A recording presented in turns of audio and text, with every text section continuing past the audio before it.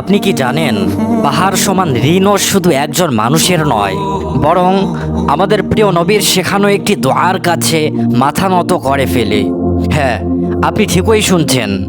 আজকের এই কথাগুলো যদি আপনি শেষ পর্যন্ত মনোযোগ দিয়ে শোনেন, তবে হয়তো আপনার জীবনের সবচেয়ে বড় আর্থিক ও মানসিক চাপের সমাধান আপনার হাতে চলে আসবে। কারণ আজ আমি আপনাদেরকে এমন একটি দোয়া শেখাবো যে শুধু ঋণের বোঝা হালকা করে না, বরং আপনার হৃদয়কে আল্লাহর উপর পূর্ণ নির্ভরশীলতায়, আত্মসম্মানে আর শান্তিতে পরিণত করে। আজকের দিনে ঋণ শুধু টাকার হিসাব নয়, এটি ঘুম হারানো রাত, পরিবারের মুখের হাসি ফিকে করে দেওয়ার চাপ, আর মনের ভেতরে এক অদৃশ্য কিন্তু ভারী পাথরের মতো বোঝা।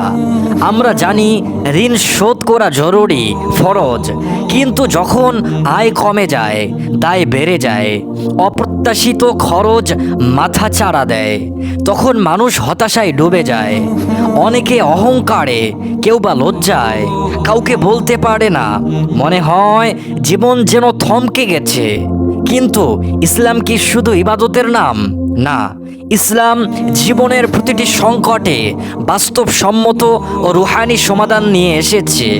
আর ঋণের সংকট থেকে মুক্তির চাবিকাঠি লুকিয়ে আছে রাসূলুল্লাহ সাল্লাল্লাহু আলাইহি সাল্লামের শেখানো এই ছোট্ট কিন্তু অসাধারণ দোয়ায়। হযরত আলী রাদিয়াল্লাহু তাআলা আনহুর কাছে একবার এক চুক্তিবদ্ধ গোলাম এসে হাজির হলো। সে কাঁদো কাঁদো গলায় বলল, ইয়া আমিরুল মুমিনিন, আমার চুক্তির টাকা পরিশোধ করার সামর্থ্য আমার নেই, আমাকে বাঁচান। হযরত আলী রাদিয়াল্লাহু তাআলা আনহু তখন তাকে বললেন, রাসূলুল্লাহ সাল্লাল্লাহু আলাইহি সাল্লাম আমাকে কিছু বাক্য শিখিয়েছেন, যা আমি তোমাকে শিখাচ্ছি। পাহাড় পরিমাণ ঋণ হলেও আল্লাহর ইচ্ছায় তা আদায় হয়ে যাবে। এরপর তিনি তাকে সেই দোয়াটি শিখিয়ে দিলেন।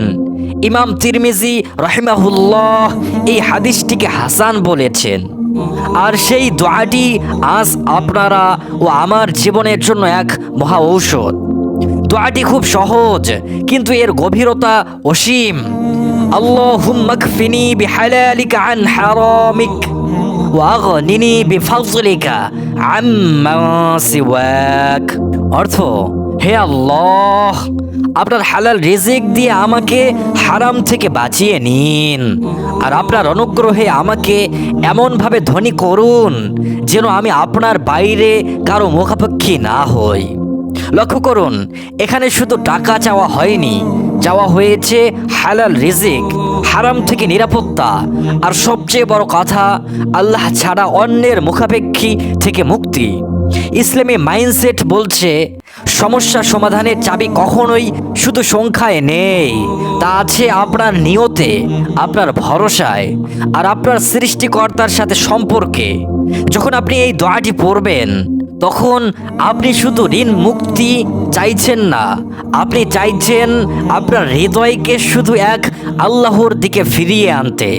আপনি চাইছেন আল্লাহ যেন আপনার আয়ের পথ বরকতময় করেন, আপনার খরচের ভার কমান, আর আপনার মনকে শান্তি দেন। কিন্তু শুধু দোয়া পড়লেই কি হবে? না, ইসলাম কাজ ও ভরসার সমন্বয়। রাসূলুল্লাহ সাল্লাল্লাহু আলাইহি সাল্লাম বলেছেন, তুমি আল্লাহর উপর ভরসা করো যেন তুমি আল্লাহর উপরই ভরসা করছো, আর তুমি কাজ করো যেন তুমি নিজের জন্য কাজ করছো। তাই এই দোয়াটি প্রতিদিন ফজরের পর, কাজে বের হওয়ার আগে, আর রাতে ঘুমানোর আগে পড়ুন। সাথে সাথে আপনার আয়ের পথ খুঁজুন, খরচের হিসাব ঠিক করুন, অপ্রয়োজনীয় ব্যয় বন্ধ করুন, আর সবচেয়ে গুরুত্বপূর্ণ হারাম বা সন্দেহযুক্ত আয় ব্যয় থেকে দূরে থাকুন। কারণ হালাল রিজুকই বরকত থাকে, আর বরকতই ঋণ শোধের আসল শক্তি। মনে রাখবেন, আল্লাহ কাউকে এমন দায়িত্ব দেন না যা তার সাধ্যের বাহিরে। আপনার ঋণ যতই বড় হোক, আল্লাহর রহমত তার চেয়েও বড়। তাই সিদ্ধান্ত নিন, এই দোয়াটি মুখস্থ করুন, লিখে রাখুন ফোনে বা ডায়েরিতে। প্রতিদিন অন্তত 100 বার পড়ার অভ্যাস করুন, আর দেখুন কিভাবে আল্লাহ আপনার হৃদয় থেকে চাপ সরিয়ে দেন। কিভাবে অপ্রত্যাশিত পথ থেকে রিজিক আসে, কিভাবে ঋণের পাহাড় ধীরে ধীরে সমতল হয়ে যায়। ইসলামী মাইন্ডসেট মানেই হলো সমস্যা নয়, সমাধানকে ফোকাস করা, ভয় নয়, ভরসাকে বেছে নেওয়া, আর শুধু মানুষের দিকে তাকানো নয়, সৃষ্টিকর্তার দিকে ফিরে আসা। এই দোয়াটি শুধু ঋণের জন্য নয়, এটি আপনার আত্মসম্মান, আপনার শান্তি আর আপনার আখিরাতের বিনিয়োগ। এখনই শুরু করুন। আল্লাহ তাআলা আমাদের সবাইকে হালাল রিজিক দান করুন, ঋণের বোঝা থেকে মুক্ত করুন, আর নিজ অনুগ্রহে সব কিছু থেকে অমুখাপেক্ষী করুন। আমিন। যদি এই ভিডিওটি আপনার হৃদয়ে ছুঁয়ে থাকে তবে কাউকে না কাউকে শোনান। হয়তো আপনার এক শেয়ারে কারো জীবনের ভারী বোঝা হালকা হয়ে যাবে। জাযাকাল্লাহু খাইর।